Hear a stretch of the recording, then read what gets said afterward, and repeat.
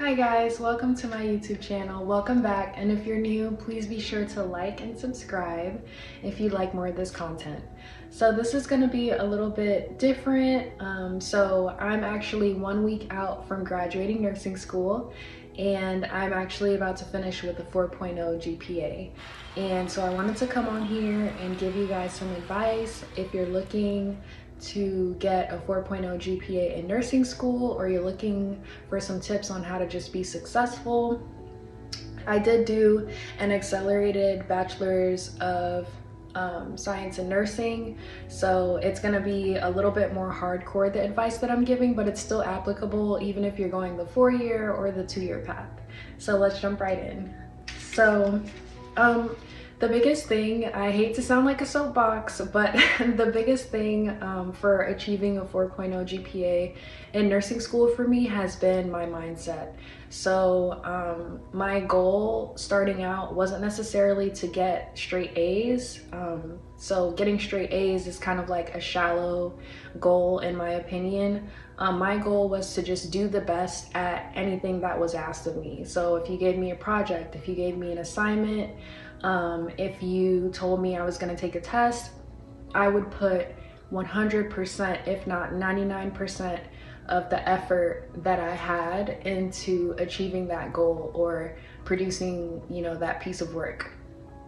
Another thing with your mindset is you have to be willing to focus and go with all of the determination and drive towards your goal of getting straight A's. So in this event, this is the most important thing in your mind. This is what you're completely obsessed with. This is what you're completely taken up with. So you have to be willing to sacrifice your friends and your family members and your significant others sometimes. Some of the time, they have to take the back seat to your goals. So this might look like not spending as much time with them, maybe talking on the phone once a week, if they have to vent or anything like that, capping conversations to like 30 minutes, because really you don't have time to be like delegating attention to other activities. So sacrifice your friends, family, your hobbies.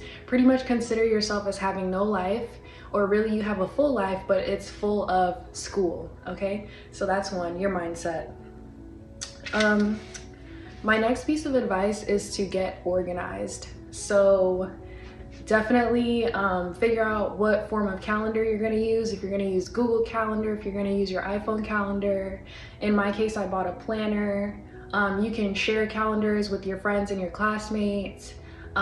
Get organized with how you plan on taking your notes and how you plan on combining them throughout the semester.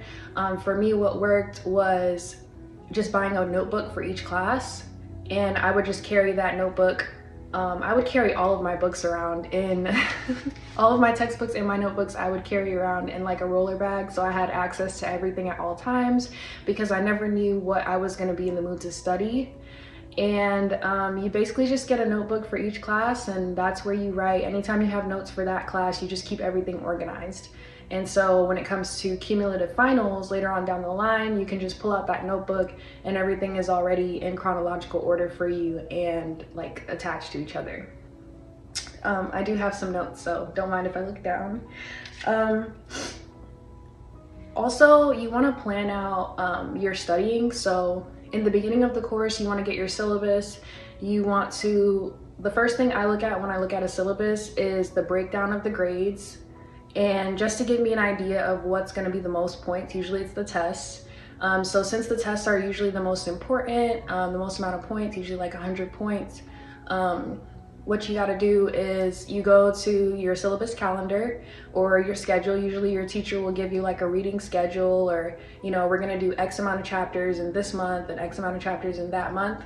And you want to get your textbooks, definitely always buy the textbooks, and you want to preview the chapters and kind of gauge how long it's going to take you to read each chapter.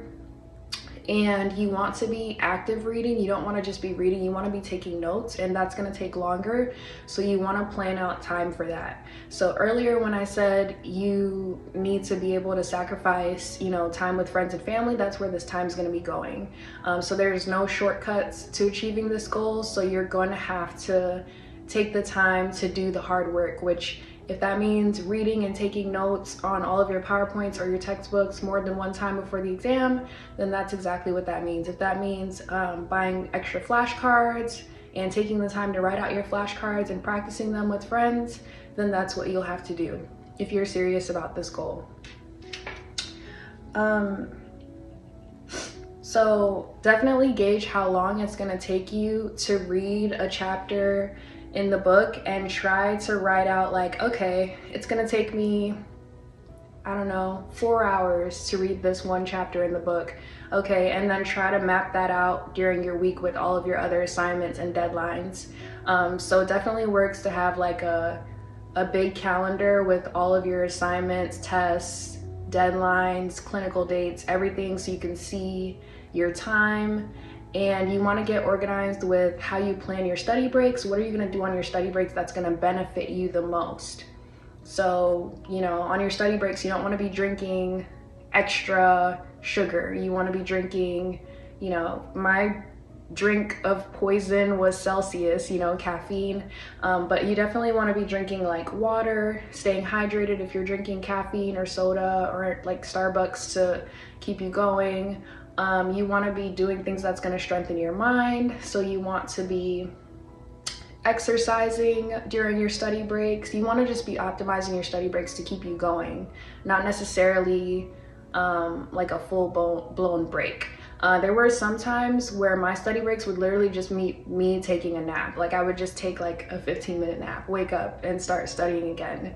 You don't want to be doing things that's going to be draining your energy or distracting you from school. So you don't want to be watching Real Housewives of Atlanta or, like gossiping about that one girl in your class that irritates you. You want to be doing things that's gonna, like feed your motivation. So watching motivational videos, definitely I did that every morning to help with my mindset, to get me focused for the day. If you're spiritual, you want to be praying. You just want to be doing things that's gonna feed your overall outlook, because your mental health is going to be important while you're like striving.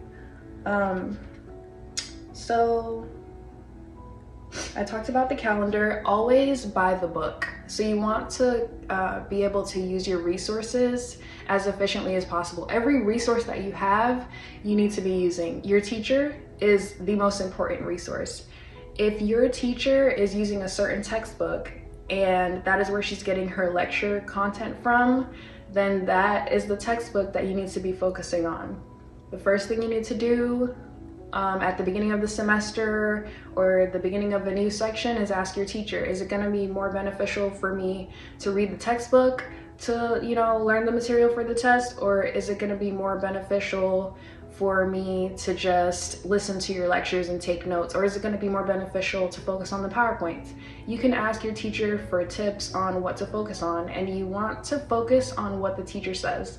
One of the things that irritated me with like some of my classmates is that they would be resourceful, but they would use resources outside of what the teacher would say, and then that resource that they used would mix up and give them like incorrect information for the test. So you can have two sources of information that are giving you the same information but different details, and each teacher is going to teach based on, their level of expertise and what is important to them. So you want to focus specifically on the information given to you for that class.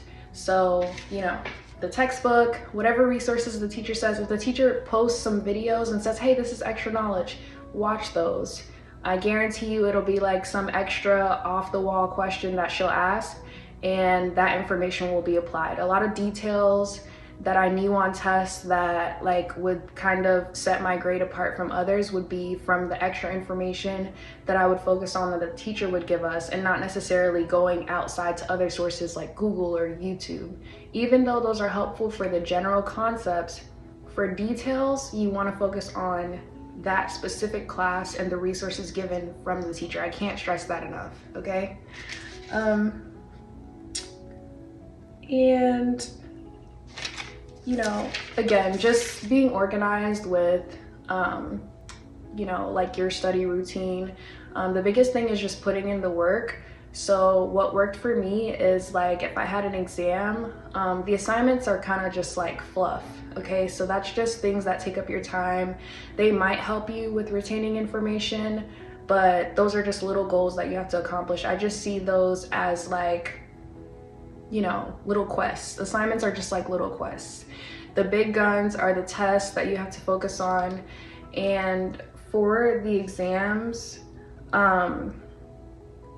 you want to be reviewing the content at least like 5 times, and you want to do it in different ways. So you want to do like your first preview of the book is just you reading the book, just, you know, as if you're reading a novel, just reading to absorb as much information as you can. You're not trying to memorize anything per se. The second time you go through the information, you can read through and actually take notes of what's important. The third time I would go through and just like highlight or underline so that like by this point, like I'm starting to memorize things. The fourth time I'm going through the information, I'm probably backing up what I'm reading in the book with the PowerPoint. The fifth time, I'm probably writing with index cards. So repetition is key here. So just the more times you're exposed to the information, the better. You want to record lectures. I can't stress that enough. If your teacher always ask permission first, but if your teacher allows you to record lectures, then that is going to give you an edge on your exam, because you can write a manuscript of that recording, and so you can study word for word. Usually some teachers will test word for word what they say in class, and if you didn't record, then you're just writing, you know, a summary of what they said, as opposed to like knowing exactly what they're going to ask on an exam, because they usually have in their head like in lecture exactly what they're going to be testing on, and that's what they focus on when they, you know, when they lecture you.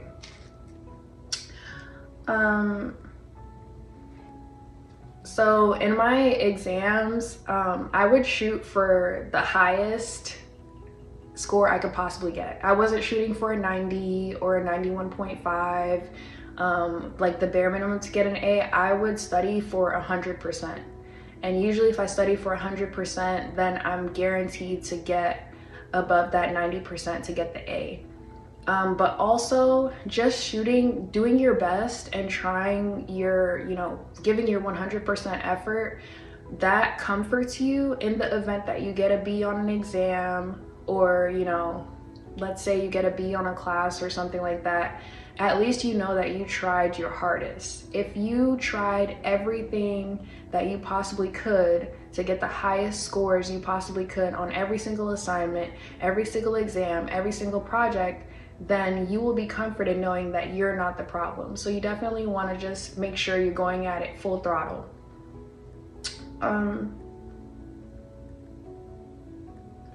And then other like extra things is just, you know, make sure you're socializing with your classmates and your professors.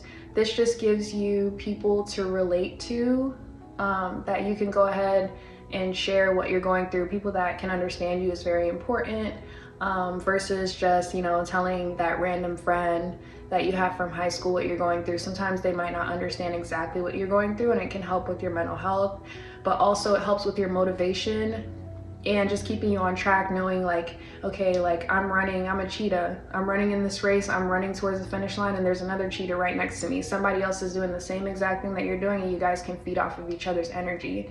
But make sure that you're socializing with the right people. You don't want to be socializing with people that are just like trying to get by, because you are a culmination of the people that you spend your time around.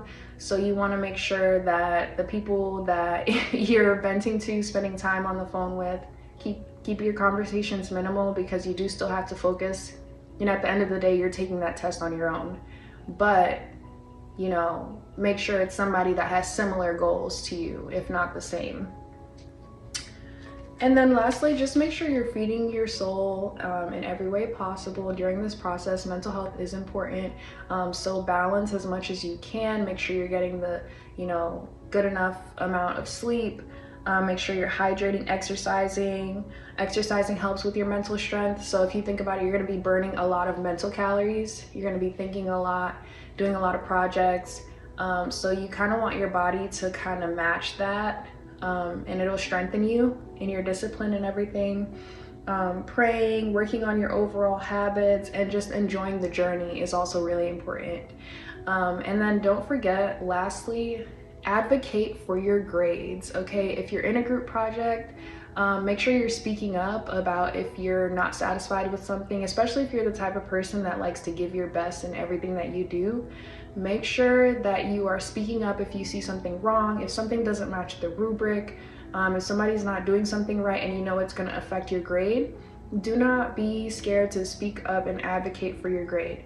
If there are test questions, if you studied all the information and there are test questions that you don't think are fair, or there's a mistake on a test question, don't be scared to bring it up to the teacher. You never know, the teacher might actually agree with you. So just remember to just always kind of like keep an open line of communication with people that are affecting your grade. And so yeah, that's pretty much all of the advice I have for you guys. If you enjoyed this content and you'd like more, please be sure to like and subscribe, and go ahead and drop a comment. Let me know what you think, and I'll see you guys on the next video. Bye.